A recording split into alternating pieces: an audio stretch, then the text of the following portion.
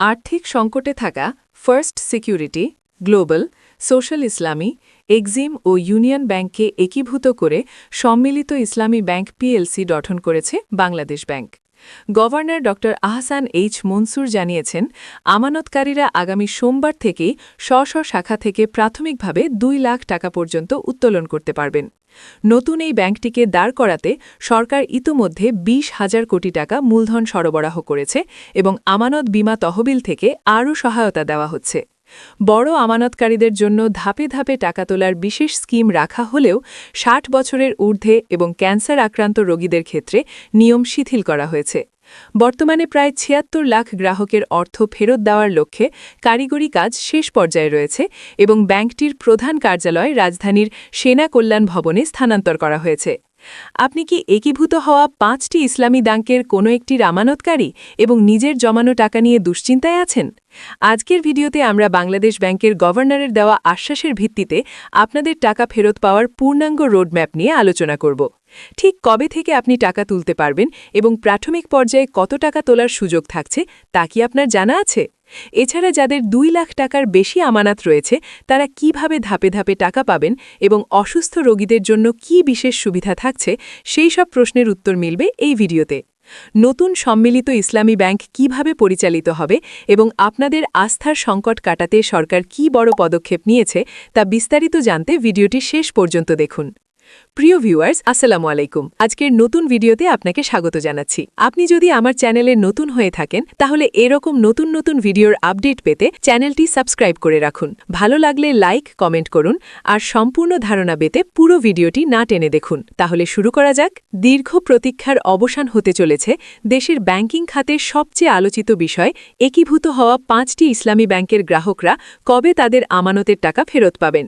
এই প্রশ্নটি গত কয়েক মাস ধরে লাখ লাখ মানুষের মনে ঘুরপাক খাচ্ছিল। অবশেষে বাংলাদেশ ব্যাংক থেকে এলো বড় ঘোষণা।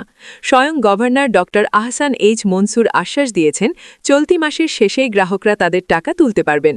কিন্তু কিভাবে, কত টাকা পর্যন্ত তোলা যাবে, আর এই নতুন সম্মিলিত ইসলামী ব্যাংক আসলে কিভাবে পরিচালিত হবে? আজকের ভিডিওতে আমরা ২ পত্রিকার প্রতিবেদনের তথ্য বিশ্লেষণ করে জানাব আপনার কষ্টের টাকা ফেরত পাওয়ার পূর্ণাঙ্গ রোডম্যাপ। ভিডিওটি না টেনে শেষ পর্যন্ত দেখুন, কারণ এখানে আপনার জমানো টাকার ভবিষ্যৎ নিয়ে গুরুত্বপূর্ণ সব তথ্য রয়েছে। শুরুতেই একটু পেছনে ফিরে তাকানো যাক। ফার্স্ট সিকিউরিটি ইসলামী ব্যাংক, গ্লোবাল ইসলামী ব্যাংক, সোশ্যাল ইসলামী ব্যাংক, এক্সিম ব্যাংক এবং ইউনিয়ন ব্যাংক, এই ৫টি ব্যাংক দীর্ঘদিন ধরে চরম তারল্য সংকটে ভুগছিল। আমানতকারীরা টাকা তুলতে গিয়ে ফিরে আসছিলেন। এই সংকট কাটাতে বাংলাদেশ ব্যাংক এক ঐতিহাসিক সিদ্ধান্ত নেয়। ৫টি ব্যাংককে একীভূত করে গঠন করা হয় সম্মিলিত ইসলামী ব্যাংক পিএলসি। এটি কেবল একটি নাম পরিবর্তন নয়, বরং ব্যাংকিং খাতকে ধ্বংসের হাত থেকে রক্ষা করার একটি বড় চেষ্টা। বর্তমানে ব্যাংকটির প্রধান কার্যালয় স্থাপন করা হয়েছে রাজধানীর সেনা কল্যাণ ভবনে। যদিও এখনও অনেক শাখায় পুরনো সাইনবোর্ড ঝুলছে, তবে কারিগরি কাজ এখন শেষ পর্যায়ে রয়েছে। এখন আসা যাক সবচেয়ে গুরুত্বপূর্ণ প্রশ্নে, টাকা কবে এবং কিভাবে পাওয়া যাবে? বাংলাদেশ ব্যাংক সূত্রে জানা গেছে, আগামী সোমবার থেকেই গ্রাহকরা টাকা তোলা শুরু করতে পারবেন। প্রাথমিক পর্যায়ে প্রতিটি ব্যাংক থেকে একজন গ্রাহক সর্বোচ্চ ২ লাখ টাকা পর্যন্ত নগদ উত্তোলন করতে পারবেন। এখানে কিছু বিশেষ নিয়ম রয়েছে যা আপনার জানা জরুরি। ১. শাখা ভিত্তিক উত্তোলন। গ্রাহকরা তাদের নিজ নিজ শাখা থেকেই এই টাকা তুলতে পারবেন। ২. একাধিক হিসাবের নিয়ম। যদি কোনো গ্রাহকের একই ব্যাংকে একাধিক অ্যাকাউন্ট থাকে, তবে তিনি কেবল একটি হিসাব থেকেই টাকা তুলতে পারবেন। ৩. একাধিক ব্যাংকের নিয়ম।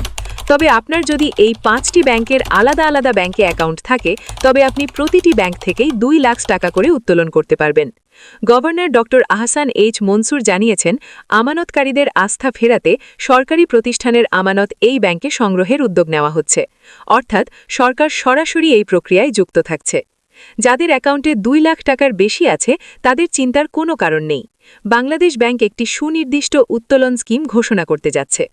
এই পরিকল্পনা অনুযায়ী প্রথম ধাপে ২ লাখ টাকা তোলার পর প্রতি ৩ মাস অন্তর আপনি ১ লাখ টাকা করে তুলতে পারবেন।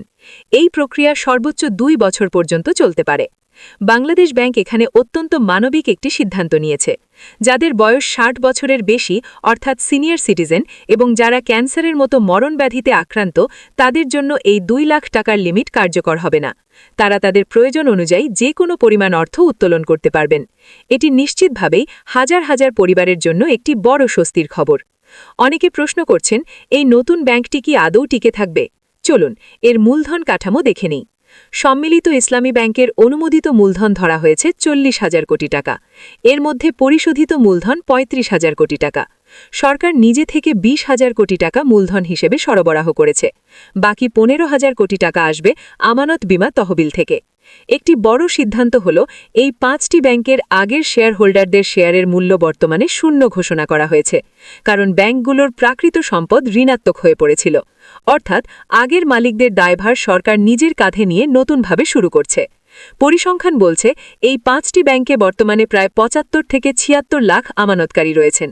তাদের মোট আমানতের পরিমাণ প্রায় 1,42,000 কোটি টাকা। যদিও ব্যাংকগুলোর ঋণের পরিমাণ প্রায় 1,93,000 কোটি টাকা, যার বড় অংশই খেলাওয়াপ। এই বিপুল পরিমাণ খেলাওয়াপ ঋণ আদায় করাই হবে নতুন ব্যাংকের সবচেয়ে বড় চ্যালেঞ্জ। চলুন এক নজরে দেখে নিই কোন ব্যাংকের ছোট আমানতকারীর সংখ্যা কত, যারা সোমবার থেকেই সুফল পাবেন। সোশ্যাল ইসলামী ব্যাংক।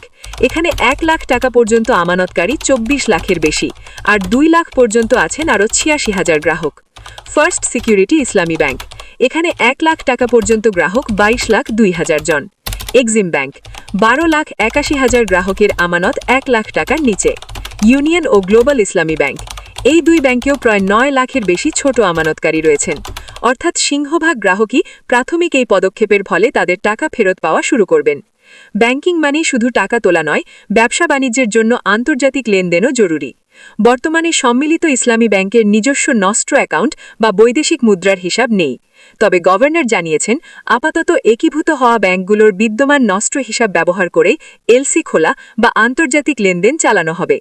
আমানত ফেরত দেওয়ার কারিগরি কাজ প্রায় শেষ, যা এই সপ্তাহের মধ্যেই পূর্ণাঙ্গ রূপ পাবে। প্রিয় দর্শক, ব্যাংকিং খাতে যে আস্থার সংকট তৈরি হয়েছিল, সম্মিলিত ইসলামী ব্যাংকের এই যাত্রা এবং সোমবার থেকে টাকা উত্তোলনের সুযোগ সেই সংকট কাটানোর প্রথম ধাপ। বাংলাদেশ ব্যাংকের এই উদ্যোগ সফল হলে সাধারণ মানুষের কষ্টের টাকা নিরাপদে থাকবে। আপনার যদি এই 5টি ব্যাংকের কোনো একটিতে অ্যাকাউন্ট থাকে, তবে প্রয়োজনীয় কাগজপত্র গুছিয়ে রাখুন। সোমবার থেকে নিজ শাখায় যোগাযোগ করুন। এই ভিডিওটি শেয়ার করে অন্য আমানতকারীদেরও জানিয়ে দিন, যাতে তারাও দুশ্চিন্তামুক্ত হতে পারেন। ব্যাংকিং খাতের পরবর্তী আপডেট পেতে আমাদের চ্যানেলটি সাবস্ক্রাইব করে পাশেই থাকুন। ধন্যবাদ।